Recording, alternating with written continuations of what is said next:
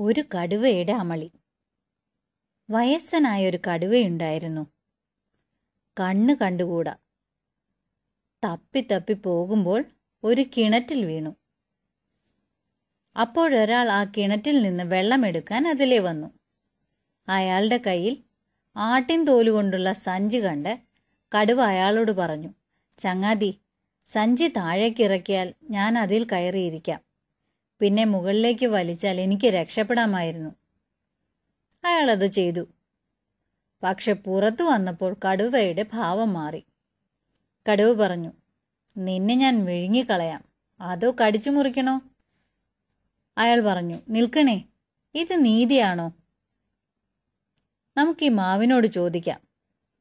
മാവ് പറഞ്ഞു, "കടുവ പറഞ്ഞതിൽ ഒരു നീതികേടുമില്ല.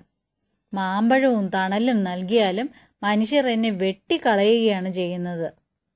അതുകൊണ്ട് കടുവ ചേട്ടാ, ഇയാളെ തിന്നോ, കടിച്ച് കീറി തന്നെ തിന്നോ, ഞാനും കാണട്ടെ." അപ്പോൾ ഇതെല്ലാം കേട്ടു നിന്നൊരു കുറുക്കച്ചാരുണ്ടായിരുന്നു. കുറുക്കൻ പറഞ്ഞു, "മാവ് പറഞ്ഞത് ശരിയാണ്. പക്ഷേ ഈ കടുവ ചേട്ടൻ ആ സഞ്ചിയിലിരുന്ന് വന്നു എന്നൊക്കെ പറയുന്നത് ശുദ്ധ പുളൂസാണ്. എങ്കിൽ കാണിച്ചു തരാമെന്നും പറഞ്ഞ് കടുവ സഞ്ചിയിൽ കയറി. ഉടനെ തന്നെ അയാൾ അതിനെ വീണ്ടും കിണറ്റിലേക്കിടുകയും ചെയ്തു.